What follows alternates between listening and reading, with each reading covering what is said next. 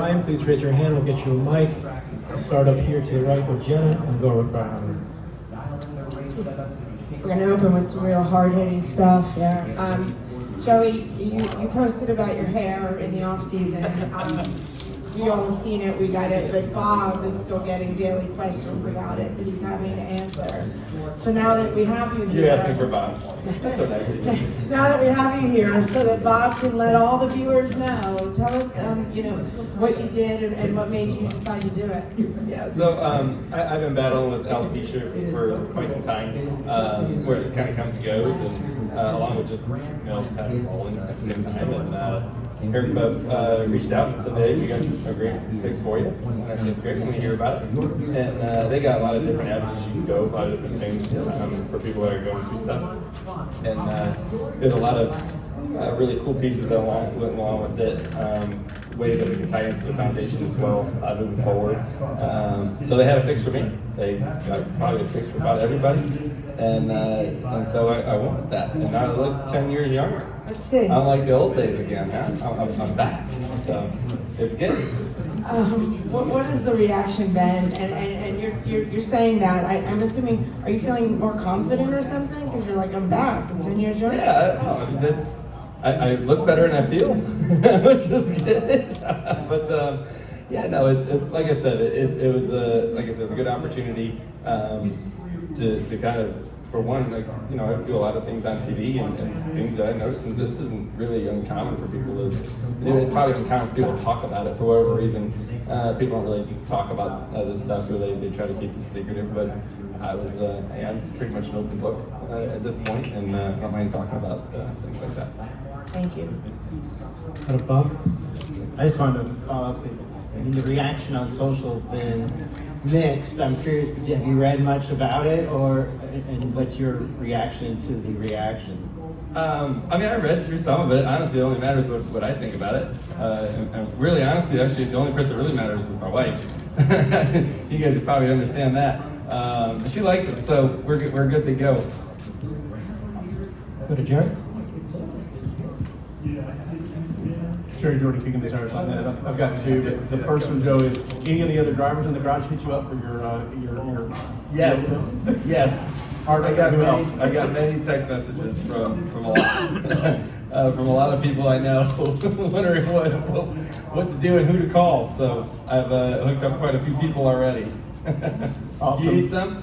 Probably so.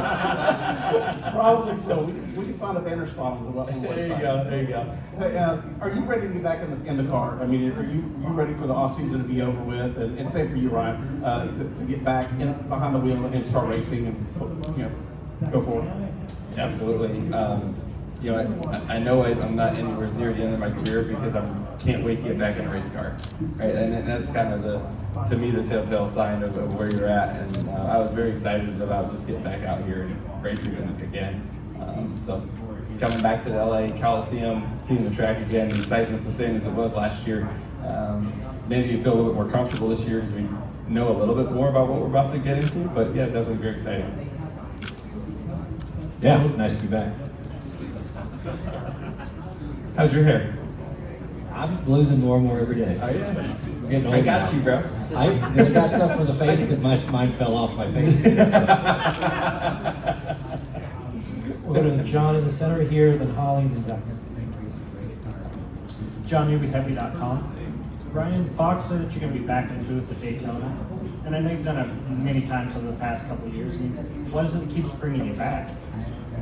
Yeah, I'm doing a handful of races for them this year, and something I have been doing more and more, whether it's the booth or like the hubs, and I really just enjoy the booth. I mean, it gives you a neat perspective on, for me, it gives me a neat perspective on the race. It's different watching up there than watching from the bus or anywhere else.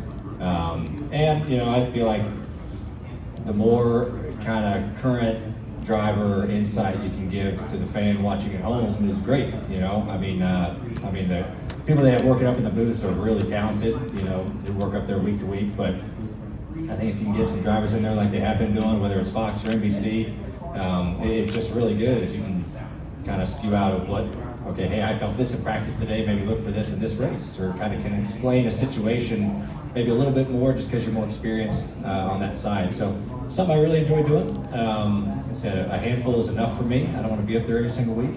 But yeah, I think just some of the knowledge that a current driver can give is helpful for the person watching at home. Okay, and is there anything weirder than dealing with the snow delay in Las Vegas? With the what? With the snow delay during the broadcast? Yeah, I was on the street there for a while where it was raining or snowing in weird places, and like it snowed in Vegas, it rained in Phoenix, and it was whenever I was in the booth, so I didn't know what was going on. But the delays do stink, but you make the best of it. But hopefully we're over that hump. What about Holly?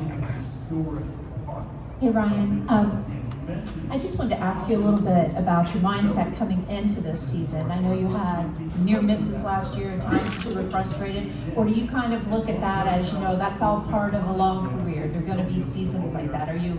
Is it even possible to be more motivated this year? I imagine you always come in at the top. Yeah, and definitely after the year we had last year of kind of missed opportunities and not having the best of years and things like that, not winning, and you feel like it makes you more motivated than ever. And really how our season ended, I would say motivates me the most. Even without the wins in the regular season or things like that, I messed up 2 of the races in the round 8.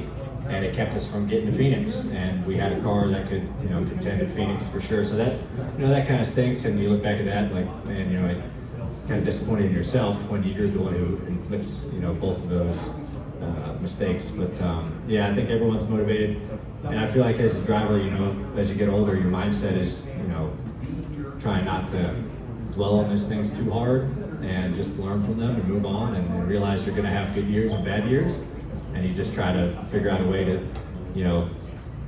come off the bad years and turn them into good years and take the positives out of it and apply it. So I think that's kind of what fuels our team. I've got a great group, and they're very deserving to race in Phoenix and win races. And I think what we've learned last year can hopefully be applied to this one. What's that?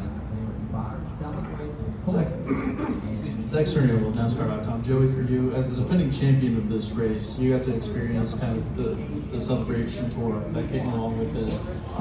The atmosphere of this place, how important is it that we're here for a second consecutive year to build on the momentum that was gained with an event like this last year? Yeah, I mean, last year, this was one of the biggest risks, if not the biggest risk our sport has ever taken. When you think of the track that we're racing at, brand new cars that have never been raced before, in front of a lot of new fans that have never seen race before. This could have been really bad. It was like, I was very nervous going like, this could be really bad for the sport. And it was great, right? Like, you think about the race was really good. The heat races, the last chance qualifiers, each race kind of had its own, feel and personality. And then the feature was good. I mean, there was good racing. There was concerts in between. It was a spectacular week, I thought, out here to be able to pull this one off. It seems crazy, right? I mean, they told us the first time, we're doing what, where, how, with brand new cars, okay. But it worked out great, and that's obviously why we're back again, and not really many things have changed, and things that have are just making it even better for the fan experience. So this is great. I think it's added something to the Clash in general. Like, I mean, it was special when it was in Daytona to win at Daytona, special. But I think last year, after going through the whole weekend and being able to win the race, the excitement and the amount of eyeballs that were watching were far more than what it would have been at the Clash, to where I would almost look at the Clash win last year as one of my biggest victories. And I don't think there's many non-points paying races that you'd ever say that about. But just the fact that it was an inaugural event at a stage like this was really cool. And then I know separately, Millbridge, so I was there with Hudson. How special was that just to get him on the racetrack and kind of relive your own kind of glory days? Was there any of that? What was just that day like for you? We had fun. His crew chief, which is me, is lost his last year's Easter egg. I can tell you that much. No idea what the heck we're doing. No idea what gear to put in the car, what gear to put in the tires. I need someone to help me unload the car from the truck. Just had a pickup truck, and I figured, what do I need? Is a go-kart, what do I need? but we had a lot of fun, and he's decent on the speed. We're a little bit off on the raceability stuff, right? Like the restarts and the passing cars and all that. But we just want to have some fun together. That's kind of what it's all about right now. So a lot of times I take my Legends car and he takes his little outlaw cart and we go play around together. It's fun. Jeff? So this is, in theory the same track as last year, except they tore it up and completely repaved it. So, like when you're preparing for this race and setting up for this race, are you just assuming that every little bump and whatever is going to be exactly the same, or are you going to have to figure out in practice if anything's different? Like what could there be that makes a difference? We walked the track earlier. It looks the same to me. That being said, once you get out there and drive a race car on it, you start to notice little differences and things like that. But there's no two corners created the same at any racetrack you go to.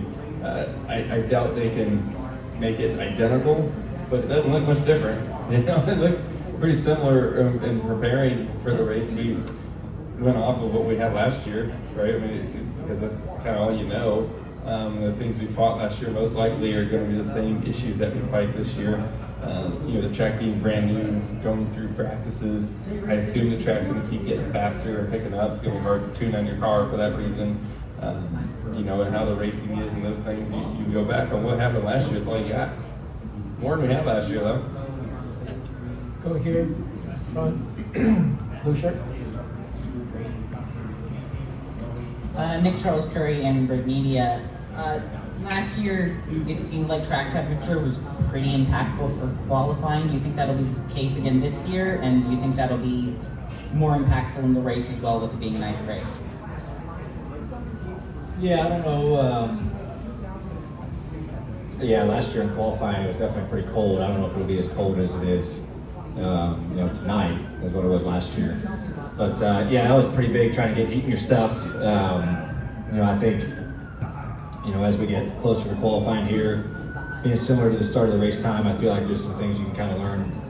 Seems like it's going to be a little bit colder tomorrow from what I see. But when you have such a short track like this, heat's like imperative of getting going. Just you have nowhere to build it. So it's like who can get, it's like kind of Martinsville double, really. We always talk about trying to get heat in your stuff in Martinsville, and this is even harder to do that. So qualifying, start of the race, restarts, that's huge to try to get heat in your stuff, and you're going to see guys doing all they can, burnouts, locking tires up, like just trying to get everything they can, because it's really important. It's really hard to do.